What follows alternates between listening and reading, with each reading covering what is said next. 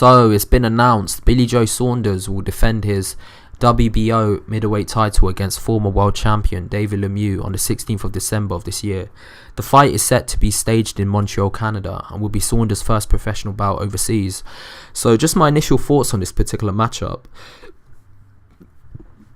One thing I just can't seem to understand is why is the champion, which is obviously Billy Joe Saunders in this fight, travelling to the challenger's hometown for this particular bout. Obviously, traditionally, when it comes to negotiations, the champion never has to travel to the challenger's backyard. It's always the challenger that always comes to the champion to take the title off him in his hometown.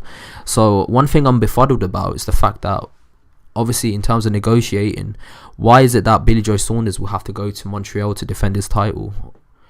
Obviously, traditionally, it would be David Lemieux that would actually travel to the UK to take the title off Billy Joe Saunders. So, obviously, that's one thing that has befuddled me. But it must be some negotiation, maybe negotiation tactic in terms of compromise. Maybe obviously Billy Joe Saunders is going to make a hell of a lot of money from this fight if he was to fight in Canada as opposed to actually staging a fight in the UK, and his promoter Frank Warren had to compromise on that to actually get the win, to actually actually secure that higher purse for Billy Joe Saunders.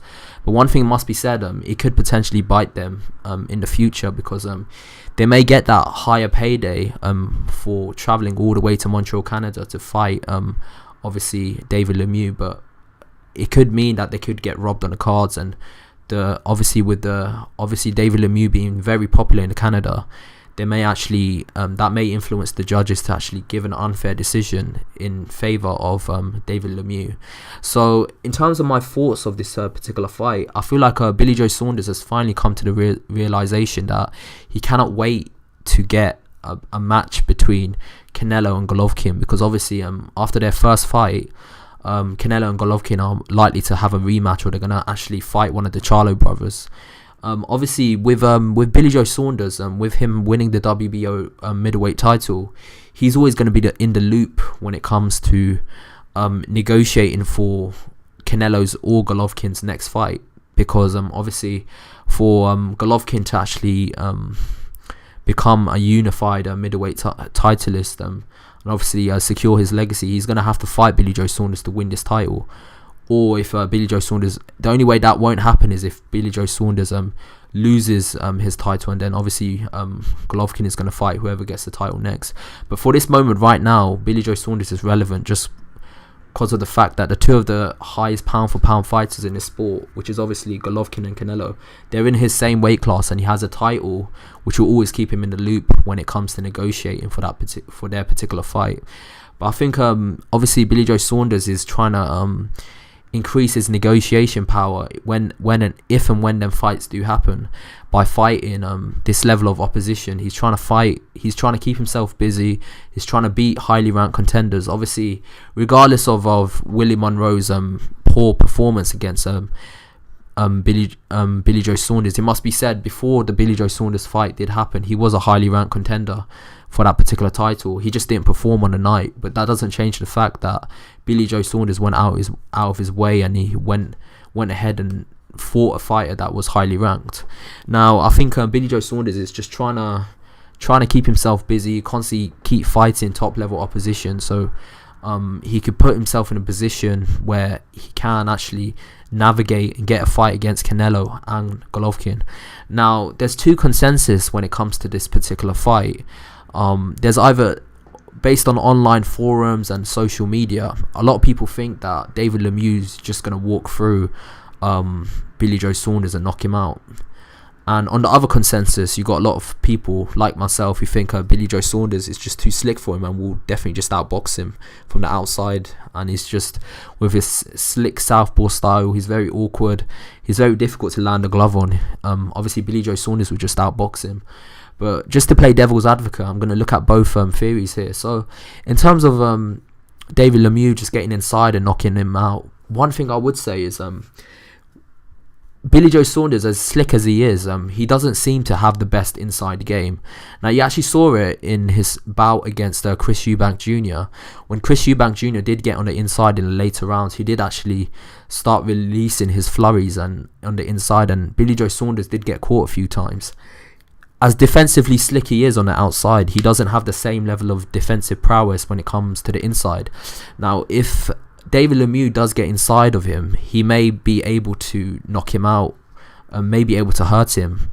But Billy Joe Saunders, throughout all of his fights, he has proven to be very defensively aware, and he's not been hurt yet in any of his bouts.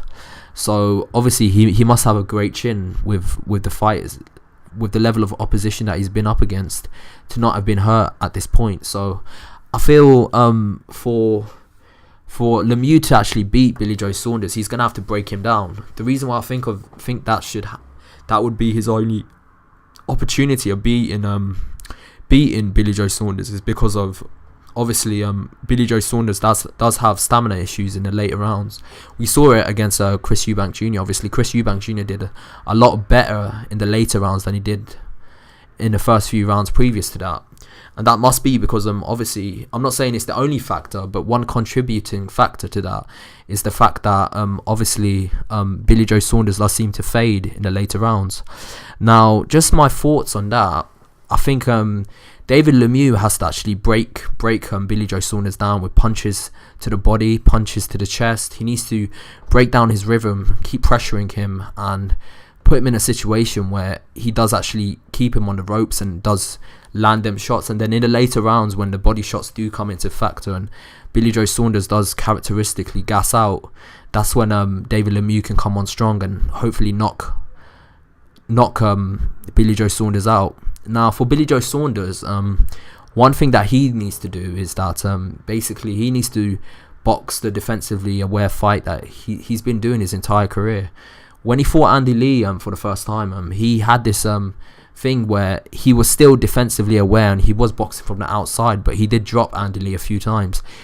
I'm not saying that he will definitely drop David Lemieux, but one thing that must be said, if he can get his respect by landing power shots on him, it'll make David Lemieux less likely to come charging in. So I think Billy Joe Saunders is going to need to get David Lemieux's respect in the first couple of rounds, but he still needs to be defensively aware. Now, it must be said, obviously, David Lemieux's been beaten 3 times. He's been beaten by Rubio, he's been beaten by Golovkin. But one thing about David Lemieux is he can change the entire course of a fight with one punch. He just has that type of game-changing power. So obviously, Billy Joe Saunders will need to be 100% defensively aware when he does get in the ring with David Lemieux, and he can't switch off at any time, because one shot will be enough to actually to buzz Billy Joe Saunders if it does land cleanly. Another thing that must be said is obviously the hometown advantage does go to David Lemieux in this situation, and what I would say is in terms of that, if Billy Joe Saunders does fight a defensively aware fight, he may be seen as, from a psychological standpoint, when the judges see that David Lemieux is the one that's pressuring and coming forward, just from a psychological perspective, it's going to look like he's the one that's pressing the action and is applying effective aggression.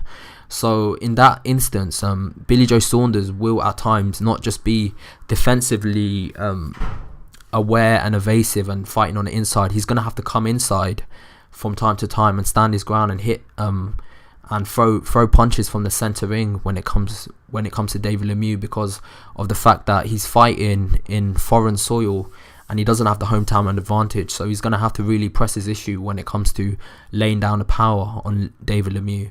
Now, this is a potential banana skin when it comes to Billy Joe Saunders. He could have potentially taken an easier fight than this, and obviously, he probably would have won that easy fight against any lesser opposition than David Lemieux, and he would have easily have got probably a Golovkin or Canelo matchup if their rematch couldn't be materialized. But obviously, he's decided to take on David Lemieux in his hometown. So this could be, there is potential for this fight to screw up Billy Joe Saunders' opportunity to get a fight against Canelo and Golovkin and obviously secure a multi-million-dollar payday. So this is a potential banana skin. If David Lemieux does win this particular fight, it wouldn't surprise me, just because of the fact that obviously David Lemieux does have a hometown advantage. He's fighting in Montreal, Canada. And another reason is that obviously he's got game-changing power and he could potentially stop Billy Joe Saunders despite the fact that Billy Joe Saunders has shown a very great chin, he's never fought a puncher like this. And obviously, with David Lemieux, he's obviously had about 38 wins from 41 fights, and he did hold the IBF middleweight title before losing it to Gennady Golovkin. So he's fought high class opposition up to this point, and generally speaking, 38 wins from 41 fights is a great record, and he's beaten a lot of top competition, and he's still relatively young. He's only 28. So if you look at it from a psychological standpoint in terms of experience, you could potentially give the advantage to David Lemieux when it comes to this fight. So yeah, that's just my thoughts. My prediction for this particular fight, I think I'm a little bit torn because of obviously all the factors that I've just mentioned, but I think Billy Joe Saunders is somehow going to secure and win 12-round unanimous decision against David Lemieux, just because of the fact that he's so defensively slick and he's very subtle with his head movement, his feints, the way he keeps moving his head, the way he keeps moving his hands, his foot movement. But I think Billy Joe Saunders is going to have to fight out of his skin to get the win, so it's not going to be an easy win. It's not going to be like a Willie Monroe fight where the fighter is just not coming to win, he's just coming to survive.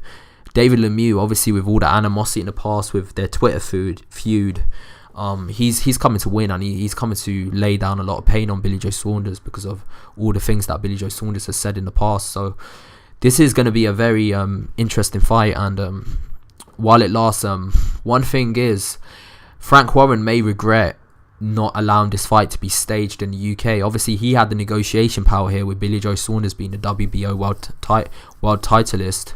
Obviously, David Lemieux's challenging for the title, so he's the challenger. He could have had negotiation power and accepted a lesser payday to fight. To fight David Lemieux in the UK as opposed to going to Canada, so that he could have got a favourable.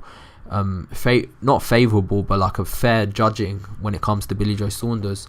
But obviously, if this does happen and David Lemieux does beat Billy Joe Saunders, then the huge, massive payday that Billy Joe Saunders would have got, and obviously Frank Warren would have made a massive cut from that for fighting obviously Golovkin or Canelo for the WBO title.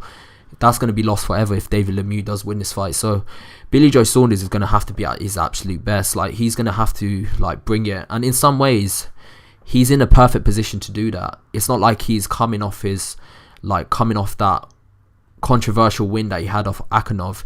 He's come off a win against obviously Willie Monroe Jr., but he's also had the opportunity to condition himself with and also acclimatise himself with his new trainer, which is obviously Dominic Ingle.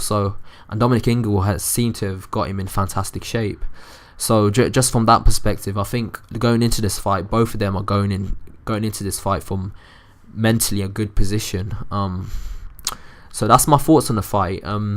Just tell me what you think below, and I hope to tune in December 16th. It's an early Christmas present for all of us boxing fans. Obviously, that same month, Vasyl Lomachenko is going to fight Rigondeaux. I'm going to make a video about that a bit later. So yeah, if you can, subscribe to the channel, like the video if you like the content, and I'll see you next time. Peace out.